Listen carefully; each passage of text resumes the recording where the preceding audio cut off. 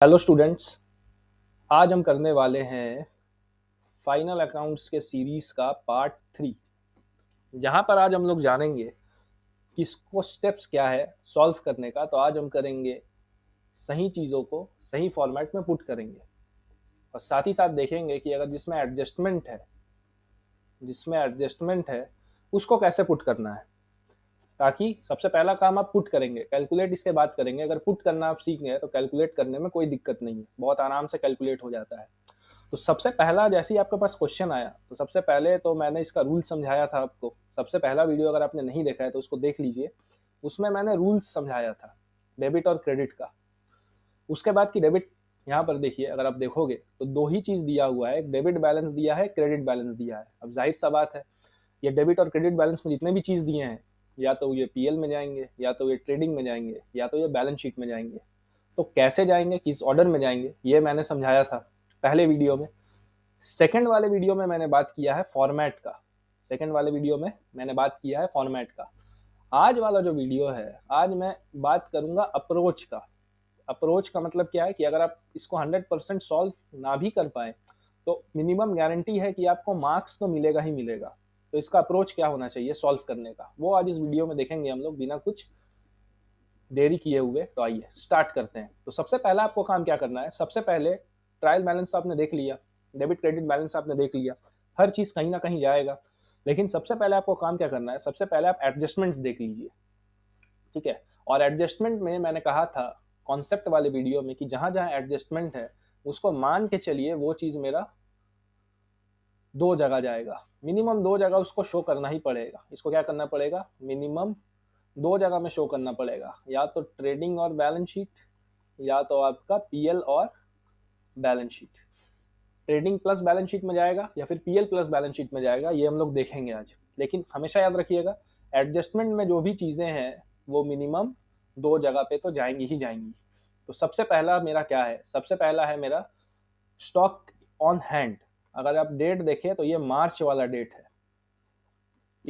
तीसरा महीना मतलब मार्च वाला महीना। तो ये मेरा क्या है, क्लोजिंग स्टॉक है। ये मेरा क्या है, क्लोजिंग स्टॉक है, याद रखिएगा। अब क्लोजिंग स्टॉक दो जगह जाता है, एक आपका ट्रेडिंग में जाएगा और साथ ही साथ बैलेंस शीट में जाएगा, ठीक है। तो इसको हमको ध्यान रखना है। उसके बाद बिल्डिंग में, फर्नीचर्स एंड फिटिंग्स में, मोटर व्हीकल्स में मेरा डेप्रिसिएशन चार्ज हो रहा है। तो इसको आपको क्या करना है, मार्क कर लेना है।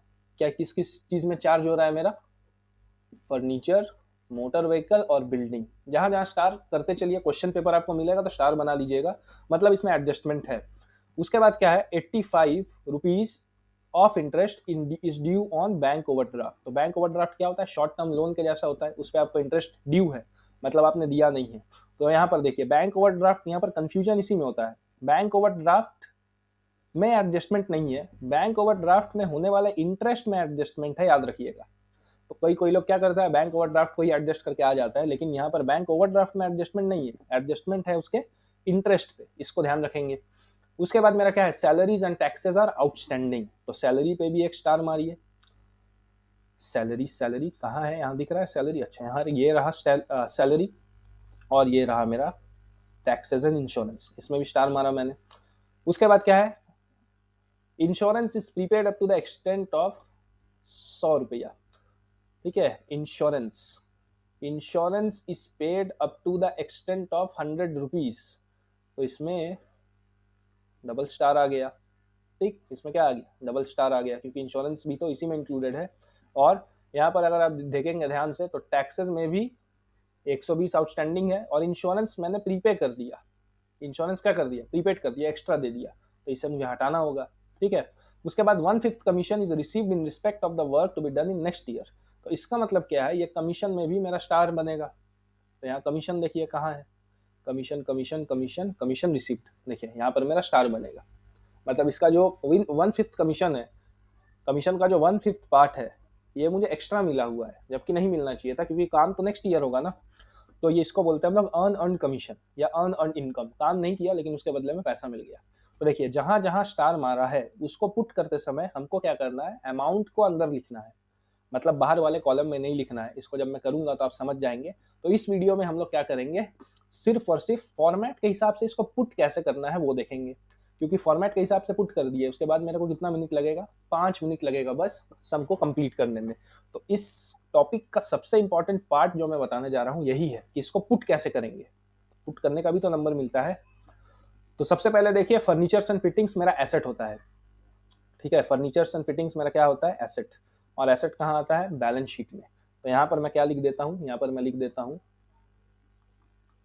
Furniture and fittings. लेकिन अमाउंट मैंने क्या कहा था, जिसमें एडजस्टमेंट रहेगा उसको बाहर नहीं लिखना है। इसमें कितना है, 640 आई गेस, हाँ 640 है। और इसमें डिप्रिसिएशन भी चार्ज हो रहा है, तो डिप्रिसिएशन को तो बाद में कैलकुलेट करेंगे। तो यहाँ पर क्या आ जाएगा मेरा 640, और यहाँ पर मैं क्या लिख देता हूँ, लेस डिप्रिसिएशन, क्योंकि डिप्रिसिएशन भी तो है। डिप्रिसिएशन मेरे वैल्यू को क्या करेगा, कम करेगा। फिर अमाउंट को मैं बाहर लिख दूंगा बड़े आराम से। उसके बाद मेरा क्या है, उसके बाद मेरा है फर्नीचर्स, अच्छा हो गया। मोटर व्हीकल है 6250, मोटर व्हीकल 6250, इसमें भी डिप्रिसिएशन है। तो यहाँ पर मेरा क्या आ जाएगा, फिर से सेम यही मोटर व्हीकल 6250, और इसमें क्या आ जाएगा, लेस डिप्रिसिएशन, ठीक है। डिप्रिसिएशन फिर माइनस होके बाहर चला जाएगा, कोई दिक्कत नहीं है। उसके बाद लैंड एंड बिल्डिंग है, यहाँ पर मैं लिख देता हूँ बिल्डिंग। अगर आपने देखा था तो बिल्डिंग था मेरा 7500 का, और इसमें भी मेरा डिप्रिसिएशन है, ठीक है। तो जिस जिस अमाउंट में एडजस्टमेंट है, यहाँ पर लेस लगेगा, लेस डिप्रिसिएशन। जिस जिस अमाउंट में एडजस्टमेंट है उसको क्या करना है, अंदर लिखना है, मतलब बाहर वाले कॉलम में लिखना है कि अंदर, अंदर लिखना है। फिर माइनस करने के बाद जो अमाउंट आएगा वो बाहर जाएगा, ठीक है, कोई दिक्कत नहीं है इसमें। उसके बाद ये 3 हो गया। उसके बाद आ गया मेरा कैपिटल। कैपिटल है 12500 का, और ये किस तरफ जाता है, लाइबिलिटी साइड जाता है। तो यहाँ पर अगर मैं देखूं कैपिटल, ठीक है, कैपिटल जो है इसमें भी एडजस्टमेंट होता है। फॉर्मेट याद है आपको कि इसमें नेट प्रॉफिट या नेट लॉस ऐड या माइनस होगा, और साथ ही साथ ड्राइंग रहेगा तो वो भी माइनस होगा। तो इसको भी मैं अभी अंदर वाले कॉलम में ही लिखता हूँ, जोड़ घटाव के बाद मैं इसे बाहर लेके जाऊंगा। उसके बाद है बैड डेप्ट्स। बैड डेप्ट्स में कोई ये नहीं है, क्या बोलते हैं, एडजस्टमेंट नहीं है, तो इसीलिए इसको हम लोग डायरेक्ट बाहर लिखेंगे। तो बैड डेप्ट्स मेरे डेबिट साइड है, ठीक है। तो डेबिट लॉस है मेरा, तो पीएल के डेबिट साइड ये जाएगा। तो बैड डेप्ट्स कहाँ चल जाएगा, पीएल के डेबिट साइड में। और आपको पता है कौन सा डेबिट साइड होता है, ये मेरा डेबिट साइड होता है, ये मेरा क्रेडिट साइड होता है। अच्छा, ऊपर में नेट प्रॉफिट या नेट लॉस जो ग्रॉस प्रॉफिट या ग्रॉस लॉस जो ट्रांसफर होगा उसके लिए मैं जगह छोड़ देता हूँ, और यहाँ मैं लिखता हूँ टू बैड डेट्स। और बैड डेट्स का अमाउंट कितना है, बैड डेट्स का अमाउंट है 125, 125। तो अमाउंट कितना आ गया, 125। क्लियर, कोई दिक्कत नहीं है। अब उसके बाद मेरा क्या है, कमीशन रिसीव्ड। अब कमीशन रिसीव्ड है, क्रेडिट साइड में है, याद रखिएगा। तो ये पीएल के क्रेडिट साइड शो होगा, लेकिन इसमें एडजस्टमेंट है, 575 का कमीशन है। तो यहाँ पर मैं अगर लिखूं बाई कमीशन, कमीशन कितना का है, 575 का है। इसमें एडजस्टमेंट भी है ना, इसलिए मैंने अंदर लिखा। लेस में क्या लिख देंगे, earn earn commission, earn earn commission. और ये अर्न अर्न मेरा जो वही 1/5 वाला पार्ट, इसी का 1/5 निकालना पड़ेगा हमको। तो जब हम लोग कैलकुलेट करेंगे तब उसको देखेंगे। अभी मैं फिलहाल आपको पुट करने का समझा रहा हूँ खाली। देखिए, अर्न अर्न कमीशन लेस क्यों हुआ, क्योंकि इस साल का बना रहे हैं ना हम लोग, तो इस साल में तो ये तो एक्स्ट्रा पैसा मिल गया, क्योंकि इस साल मैंने काम ही नहीं किया। तो ये पैसा अगले साल हमको एडजस्ट करना पड़ेगा, तो इस साल के कमीशन से मुझे माइनस करना पड़ेगा। उसके बाद है डेटर्स एंड क्रेडिटर्स। तो आपको जैसे पता है, debit balance is for debtors, credit balance is for creditors. और इसमें कोई एडजस्टमेंट नहीं है, तो सीधा डाल देंगे 3800, 2500। तो डेटर्स एंड क्रेडिटर्स मेरे इसका पार्ट है, ठीक है। तो बैलेंस शीट का पार्ट है। तो यहाँ पर लिख देंगे 3800, यहाँ पर मैं लिख देता हूँ 2500। यहाँ पर मेरा आ जाएगा डेटर्स, और यहाँ पर मेरा आ जाएगा क्रेडिटर्स, ठीक है, कोई दिक्कत।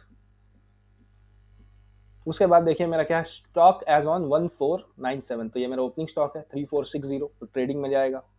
फॉर्मेट में मैंने समझाया था 3460। और यहाँ पर मैं क्या लिखूंगा, to opening stock 3460, opening stock चला गया। उसके बाद देखिए परचेज और सेल्स दिया हुआ है। तो अगर आप फॉर्मेट को ध्यान से देखोगे ट्रेडिंग वाले का, तो डेबिट में जो बैलेंस आता है उसको परचेज हम लोग लेते हैं, सेल्स में जो साइड हम लोग शो करते हैं वो क्रेडिट साइड में शो करते हैं, तो ये सेल्स है। और ठीक इसका ऑपोजिट अगर आप देखोगे तो ये रिटर्न वाला आ जाएगा। तो सेल्स रिटर्न 200 है क्योंकि ये रिटर्न वाला भी तो एडजस्ट करना है, और परचेज रिटर्न मेरा 125 है। ठीक, कोई दिक्कत नहीं है, ये मैंने पिछले वीडियो में ही समझाया था आपको।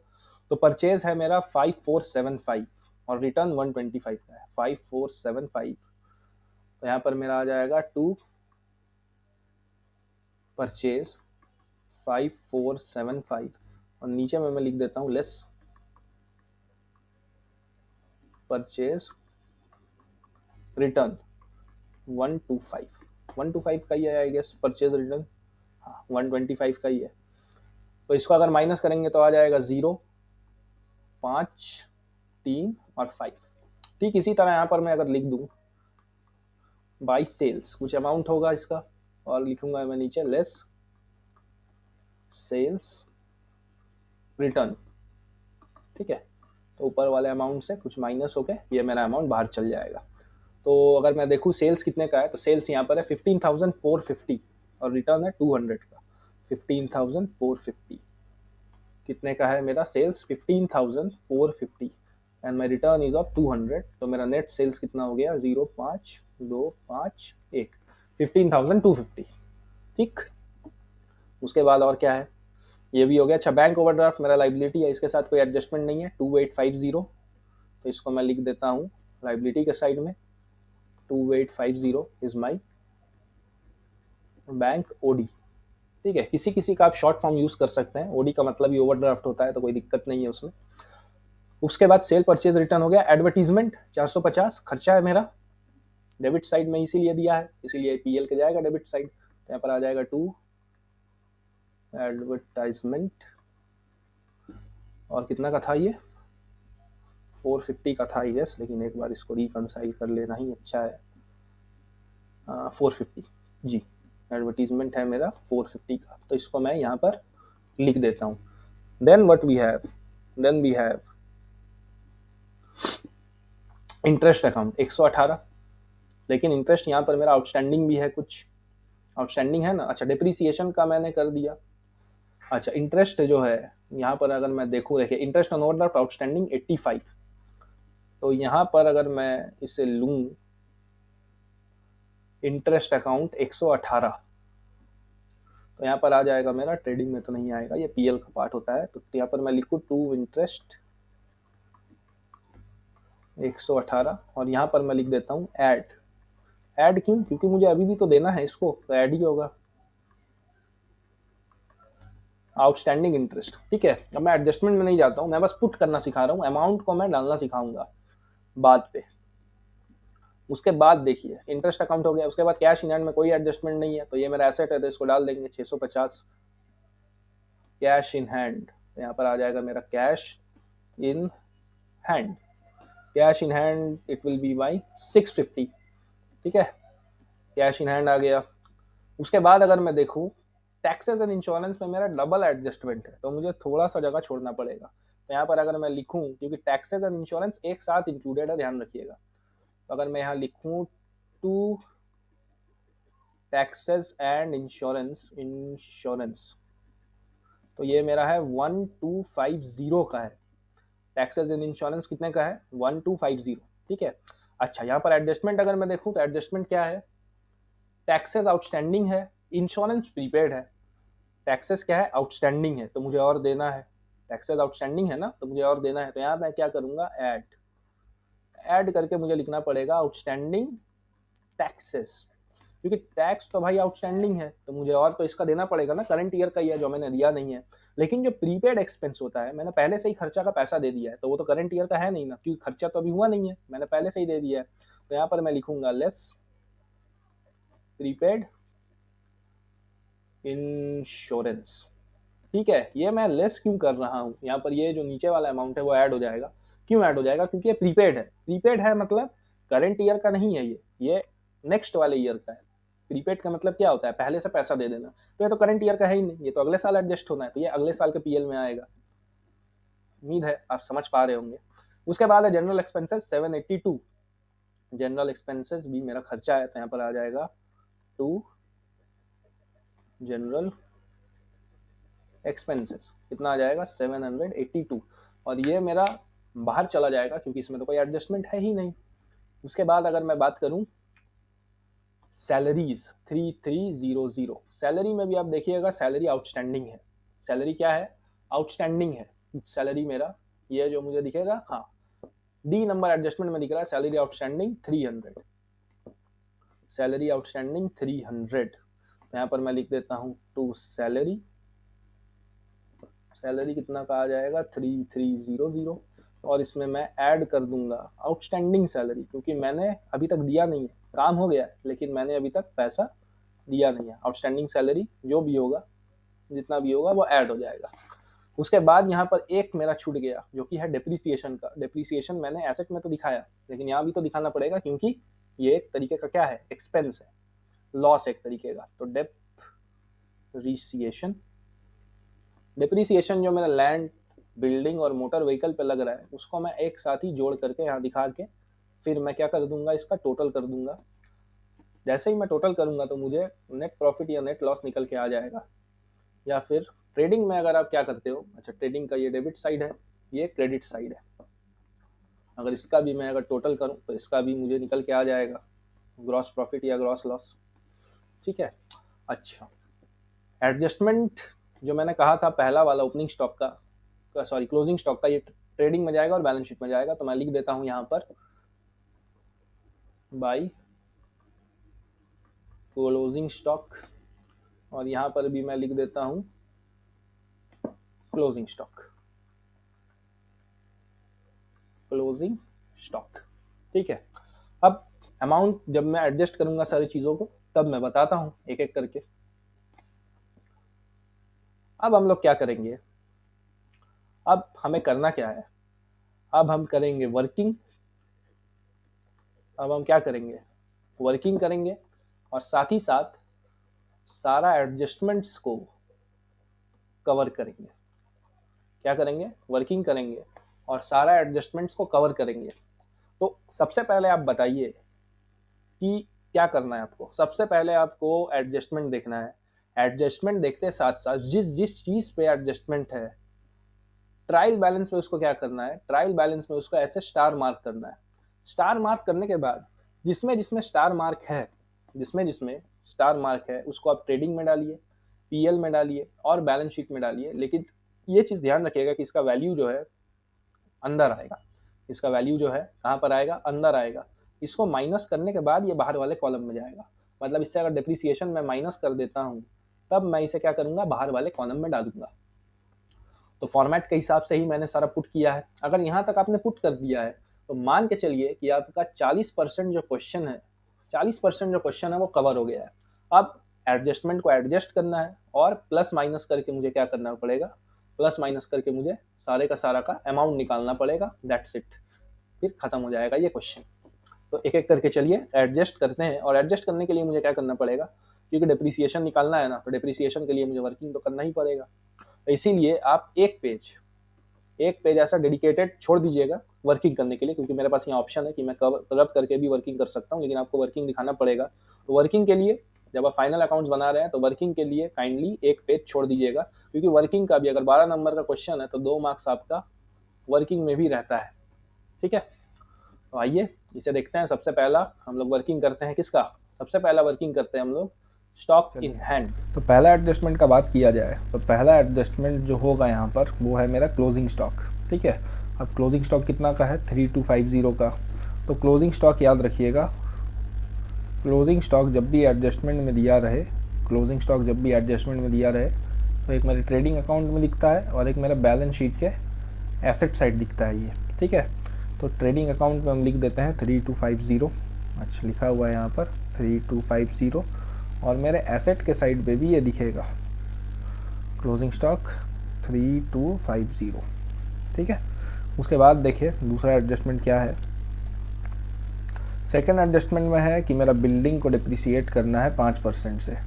ठीक है, तो बिल्डिंग का सबसे पहले वैल्यू देखता है कितना है, 7500। तो बिल्डिंग का वैल्यू है 7500, इसको अगर 5% डिप्रिसिएशन लगाएंगे हम तो 0 0 कट गया, आ जाएगा आपका 25 कैरी ओवर 2, 5 7 35, 36, 37। तो ये डिप्रिसिएशन है मेरा। डिप्रिसिएशन जो होगा याद रखिएगा, ये दो जगह कहाँ दिखेगा। सबसे पहला ये नुकसान है तो पीएल के डेबिट साइड दिखेगा, और साथ ही साथ ये मेरे एसेट को कम कर रहा है ना, तो बैलेंस शीट में इसको एसेट से हमें माइनस करना पड़ेगा। इसका ध्यान रखेंगे हम लोग। तो कितना आ रहा है डिप्रिसिएशन? 375। तो यहाँ पर मैं बड़े ही आराम से लिख देता हूँ 375, ठीक है, क्योंकि इसमें और भी जुड़ेगा डिप्रिसिएशन। 375 और ये मेरे बिल्डिंग को कम कर देगा 375। ये माइनस हो जाएगा यहाँ पर, तो इसको माइनस करेंगे तो अच्छा, ये दोनों को अगर हम माइनस करें तो कितना आएगा? तो आ जाएगा 5, ये कट के हो जाएगा 9, तो आपका 7 2 9, ये कट के हो जाएगा 4, तो 3 और 1 4 और 7, 7125 आ जाएगा यहाँ पर, कोई दिक्कत नहीं है। उसके बाद अगर देखें उसके बाद क्या है, उसके बाद यहाँ है फर्नीचर एंड फिटिंग्स का डिप्रिशिएशन करना है 10% से। फर्नीचर मेरा कितने का है? फर्नीचर 640 का था, जहाँ तक मैं जान पा रहा हूँ। देखिए फर्नीचर कितने का है? 640 का है। तो 640 को अगर यहाँ से मैं करना चाहूँ, ठीक है, तो इसका 640 का कितना परसेंट लाना है? 10%। तो हो जाएगा 10/100, कटा कटा, ये कटा, एक और ज़ीरो कटा, तो 64। तो यहाँ पर मेरा डिप्रिसिएशन, फिर वही डिप्रिसिएशन में लिख देना है 64, और मुझे क्या करना है, फर्नीचर से इसको हटा देना है। तो 64 यहाँ से माइनस हो जाएगा, तो यहाँ बचेगा मेरा 6, ये कट के हो जाएगा 13, तो 6 6 12 और 1 13, तो 7, और ये मेरा कट के हो जाएगा 5। यहाँ पर आ गया मेरा 576। कोई दिक्कत नहीं है, बहुत आसान है। उसके बाद है मेरा मोटर व्हीकल पे डायरेक्ट 1250 का डिप्रिसिएशन लग रहा है। मोटर व्हीकल पे मेरा 1250 का डिप्रिसिएशन लग रहा है, तो इसको यहाँ दिखाएंगे हम 1250 का डिप्रिसिएशन मोटर व्हीकल पे लग रहा है। इसको थोड़ा ऊपर कर देते हैं, 1250। तो मोटर व्हीकल पे डिप्रिसिएशन कितना लग रहा है? 1250 का, 1250। तो यहाँ पर आ जाएगा आपका 1250। तो इसको अगर माइनस करेंगे तो 0 0 0 और 6 से 1 गया तो 5। और यहाँ पर हमें क्या करना पड़ेगा? डिप्रिसिएशन जो और तो है नहीं, अलग अलग जो लिखा है इसको जोड़ देता है ये। तो यहाँ पर डिप्रिसिएशन को जोड़ेंगे तो 1250, उसमें हमें जोड़ना है 375, उस पर हमें जोड़ना है 64। तो इससे ठीक ठाक ऐड कर लेंगे तो 9 6 5 11 7 18 का 8 हाथ में रहा 1 3 2 5 और 1 6 और 1। तो यहाँ पर ये आ जाएगा 1689, ठीक है। अच्छा, इसका ये को थोड़ा ऊपर लिख देता हूँ मैं, 1689 ये वैल्यू आ गया, ठीक है। तो यहाँ पर जो है मेरा पहला और दूसरा ख़त्म हो गया। अब तीसरे को देखते हैं। देखिए 85 rupees is due for interest on bank overdraft. अभी तक 85 रुपीज़ ड्यू है, मैंने दिया नहीं है तो मुझे देना पड़ेगा। तो यहाँ पर इंटरेस्ट मुझे दिख रहा है, तो यहाँ पर मुझे क्या करना पड़ेगा? ऐड करना पड़ेगा 85 रुपीज़, क्योंकि मैं दूंगा। तो 8 + 5 13, कैरी ओवर 1 0 और 2, तो 203 रुपया हो गया यहाँ पर। अब ये देखिए आउटस्टैंडिंग इंटरेस्ट है, मतलब मैंने दिया नहीं है, तो ये बैलेंस शीट में तो दिखेगा। दिया नहीं है तो मुझे बाद में तो देना है, तो ये मेरा क्या बन जाएगा? लाइबिलिटी बन जाएगा, आउटस्टैंडिंग इंटरेस्ट ऑन ओवरड्राफ्ट, ठीक है। ये मैंने दिया नहीं है, मुझे देना है, तो ये मेरे लिए लाइबिलिटी बन गया। अब जब भी मांगा जाएगा मुझे देना पड़ेगा, तो ये हो गया।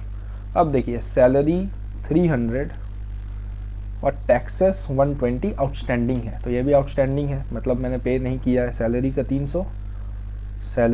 300 मैंने पे नहीं किया है, तो मुझे क्या करना पड़ेगा? पे करना पड़ेगा। और तो यहाँ पर 300 हो गया, तो ये आपका हो जाएगा 3600।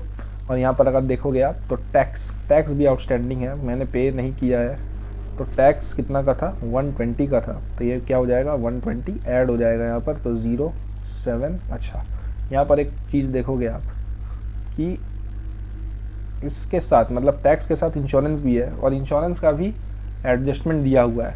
तो 120 को यहीं पर हम ऐड कर लेते हैं, तो आएगा मेरा 0731 ठीक है। तो इसको यहीं ऐड कर लिया हम, क्योंकि इसके साथ मुझे प्रीपेड इंश्योरेंस का भी तो देखना है। लेकिन ये जो सैलरी और टैक्सेस आउटस्टैंडिंग है, मतलब मैंने पेमेंट नहीं किया है तो पेमेंट करना पड़ेगा मुझे, तो ये मेरा क्या बन जाएगा, फिर से लाइबिलिटी बन जाएगा। तो outstanding salary will become my liability as I have to pay it later, and outstanding taxes also is my liability, क्योंकि ये मुझे बाद में पेमेंट करना ही पड़ेगा। ठीक है, उसके बाद अगर मैं देखता हूँ यहाँ पर, हाँ चौथा एडजस्टमेंट भी हो गया। पांचवा एडजस्टमेंट की तरफ आते हैं। इंश्योरेंस प्रीपेड है। प्रीपेड मतलब ये करंट ईयर का नहीं है, अगले साल का है। प्रीपेड का मतलब क्या होता है कि पहले से पेमेंट कर देना। तो पहले से पेमेंट कर देना तो ज़रूर ये करंट ईयर का नहीं है, नेक्स्ट ईयर का है। तो जब ये नेक्स्ट ईयर का है तो मुझे इसे क्या करना पड़ेगा, सब्सट्रैक्ट करना पड़ेगा, माइनस करना पड़ेगा इसे, क्योंकि ये तो नेक्स्ट ईयर का है ना, तो मैं नेक्स्ट ईयर में दूंगा। अभी से प्रीपेड मैंने दे के रखा है तो ये करंट ईयर में तो ऐड नहीं होगा। तो 07, अच्छा इन दोनों को मैं ये करूँगा तो 0721 1270 आ गया बाहर। अब ये प्रीपेड इंश्योरेंस है। प्रीपेड इंश्योरेंस का मतलब क्या है कि इंश्योरेंस का पैसा मैंने पहले ही दे के रखा है, तो क्या अगले साल मुझे फिर से देना है क्या, नहीं देना है। तो प्रीपेड इंश्योरेंस जब मेरा अगले साल कंपनी मांगेगा पैसा तो मुझे तो नहीं देना पड़ेगा, क्योंकि ऑलरेडी मैं इस ईयर में दे चुका हूँ। तो ये मेरा एसेट बन गया, क्योंकि अगले साल नहीं देना है, अगले साल नहीं देना है, वो मेरा एसेट बन गया। लेकिन इस साल मैंने माइनस क्यों किया, क्योंकि वो इस साल का तो है ही नहीं। ठीक है, पीएल में जितना भी प्रॉफिट या लॉस जो होता है वो हम करंट ईयर का लेते हैं। तो ये जो 100 रुपया मैंने प्रीपेड इंश्योरेंस दिया, ये तो अगले साल का खर्चा है ना, इस साल का तो खर्चा है ही नहीं, तो यहाँ से माइनस कर दिए। लेकिन हाँ, इस साल हम दे दिए तो अगले साल देना नहीं पड़ेगा, इसीलिए वो कहाँ चल गया, एसेट में चल गया मेरा। ठीक है, उसके बाद क्या है, इसके बाद है 1/5 of the commission received in the respect of the work to be done next year. देखिए ये जो कमीशन मिला है ये भी किसके लिए मिला है, नेक्स्ट ईयर में जो काम होगा उसका पैसा पहले से ही मिल गया है। तो यहाँ पर क्या है, जो मुझे कमीशन का 500, यहाँ देखिए जो मुझे कमीशन का 575 मिला है, पूरा कितना मिला है 575 जो मिला है, उसमें से 4/5 ये करंट ईयर का है जो कि इस साल के पीएल में जाएगा, और 1/5 जो है ये नेक्स्ट ईयर का है जो इस साल के पीएल में नहीं जाना चाहिए। तो इसका अगर मैं निकालूं 575 इंटू 1/5, तो ये 5 1 ज़ा 5, 5 1 ज़ा, उसका मैं काटूँ अगर तो 5 1 ज़ा 5, फिर 5 1 ज़ा 5, 5 5 ज़ा 25, तो 115 रुपया ये नेक्स्ट ईयर का है। ठीक है, तो कमीशन जो होगा, जितना भी मेरा कमीशन जो होगा इससे ये माइनस हो जाएगा, क्योंकि ये काम तो अभी मैंने किया ही नहीं है जिसका पैसा मिल गया। तो इन दोनों का अगर माइनस करें तो ये आ जाएगा आपका, इन दोनों का अगर मैं माइनस करूं तो ये आ जाएगा 064। ठीक है, 460 आ गया। अब सारा एडजस्टमेंट हो गया क्या, ठीक है सारा एडजस्टमेंट हो गया। अच्छा, ये जो कमीशन है अनअर्न्ड कमीशन, मैंने काम नहीं किया लेकिन फिर भी मुझे कमीशन का पैसा दे दिया गया है। इसका मतलब क्या है कि अगले साल मुझे ये जो 115 रुपया है इसका काम करके देना है, और जब मैं उसका काम करूँगा तो मुझे ये पैसा मिलेगा नहीं, क्योंकि पहले ही मिल चुका है ना। तो ये अनअर्न्ड कमीशन मेरा लाइबिलिटी हो गया। क्यों, क्योंकि मैंने इसी ईयर में पैसा ले लिया है, तो नेक्स्ट ईयर के लिए मेरा लाइबिलिटी बनता है कि मैं ये काम उसको करके दूँ। ठीक है, तो यहाँ पर अगर देखेंगे आप तो सारा कुछ एडजस्टमेंट और सारा का सारा यहाँ डेटा था, सारा का सारा पुट ऑन हो गया है। उसके बाद अभी खाली बस 2 मिनट का काम है कैलकुलेट करना फटाफट। तो चलिए फटाफट कैलकुलेट करते हैं। तो सबसे पहले क्रेडिट साइड का यहाँ का अमाउंट देखते हैं। तो क्रेडिट साइड का कितना अमाउंट है, 15250 प्लस 3250। तो अगर मैं इसे करूँ तो 10 कैरी ओवर 14 5 3 8, ये 18,400 आया। और डेबिट साइड का अगर मैं करूँ तो 5350 प्लस 3460 अगर मैं करूँ तो 0 6 5 11 का एक हाथ मेरा 1 4 3 7 और 1 8 और 5 3 8। ठीक है, तो डेबिट साइड का कितना आ रहा है 8810। तो सिंपल सा बात है, जो बड़ा होता है उसे ही हम पुट करते हैं हर जगह, 18400। अब बात यह है कि इसका बैलेंस इस तरफ तो बचेगा नहीं, तो बैलेंस किस तरफ बचेगा, डेबिट के साइड बचेगा। और वो कितना बचेगा, और वो बचेगा जब हम 8810 से 18410 को माइनस कर दें, अच्छा 400 को माइनस कर दें, तो ये 0, ये बचा 9, ये कट के हो जाएगा 13, तो 8 9 10 11 12 13, तो यहाँ पर हो जाएगा आपका 5, ठीक है।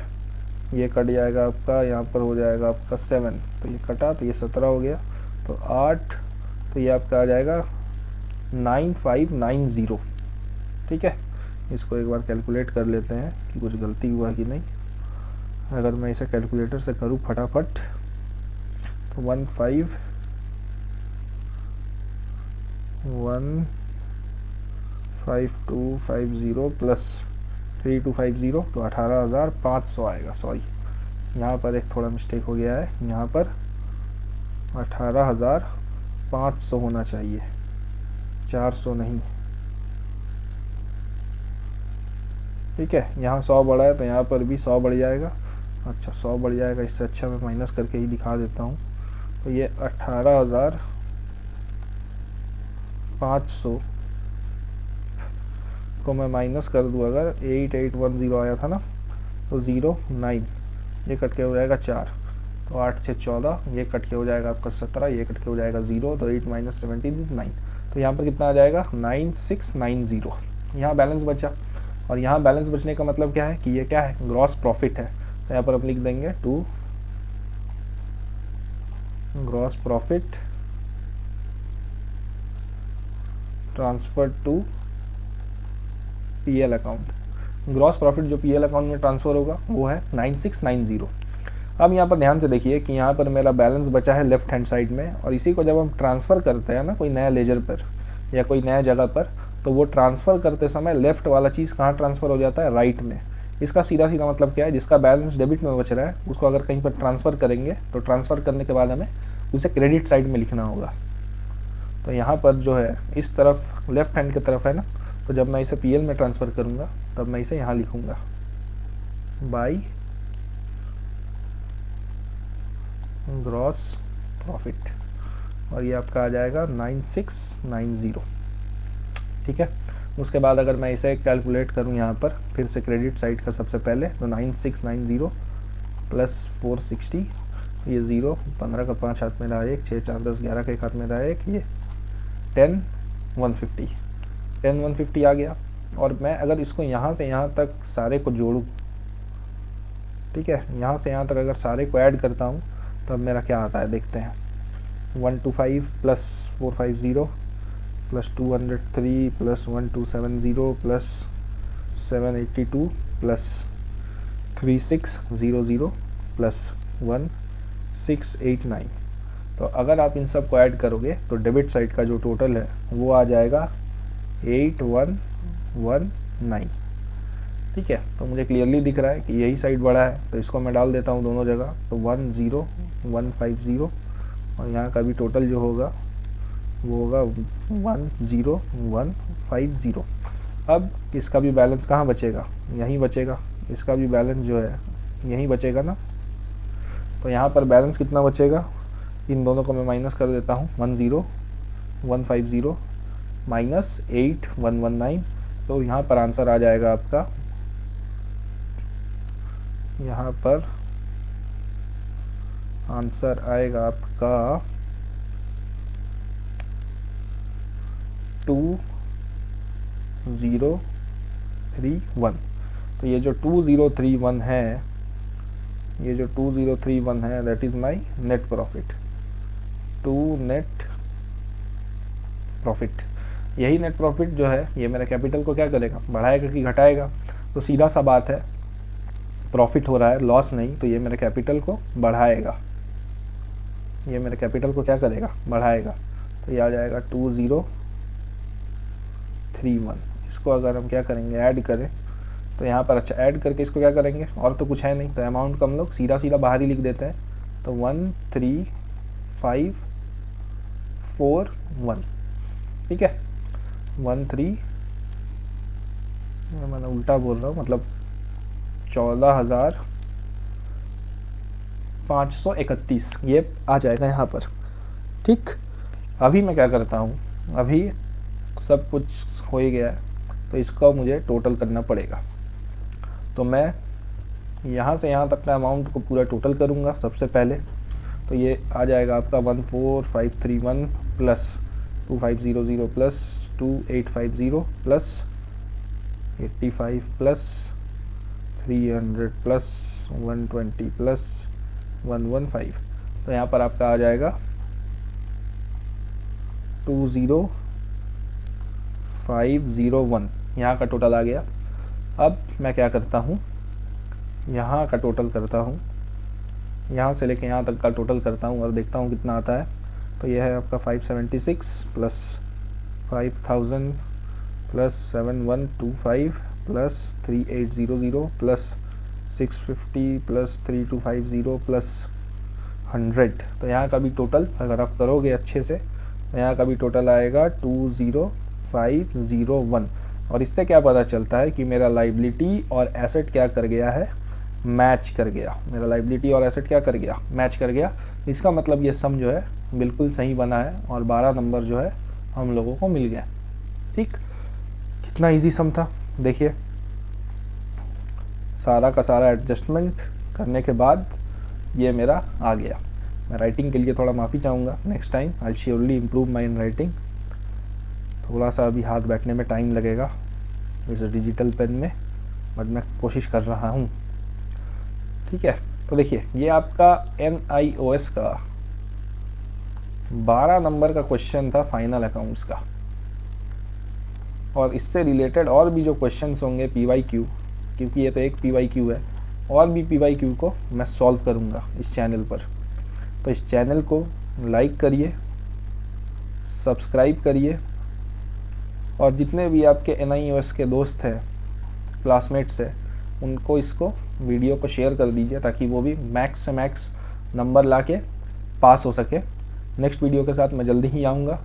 तब तक आप इसका जो पार्ट 1 में मैंने कॉन्सेप्ट बताया था, साथ ही साथ मैंने फॉर्मेट बताया। इस वीडियो में मैंने क्या किया, अप्रोच क्या होना चाहिए वो बताया, पहले किसको फिल करना है ताकि आपको नंबर मिल सके अगर पूरा क्वेश्चन नहीं भी बने तो। और उसके बाद फाइनली इसका सल्यूशन भी इसी वीडियो में हो गया। उम्मीद है आपको वीडियो पसंद आया होगा। इसको ज़्यादा से ज़्यादा लाइक करिए, शेयर करिए, सब्सक्राइब करिए, और NIOS के दोस्तों के साथ इसको शेयर करिए ताकि वो भी ये जो 12 नंबर है इसको पूरा का पूरा ला सके और अच्छे से पास हो सके। तब तक के लिए पढ़ते रहिए। धन्यवाद।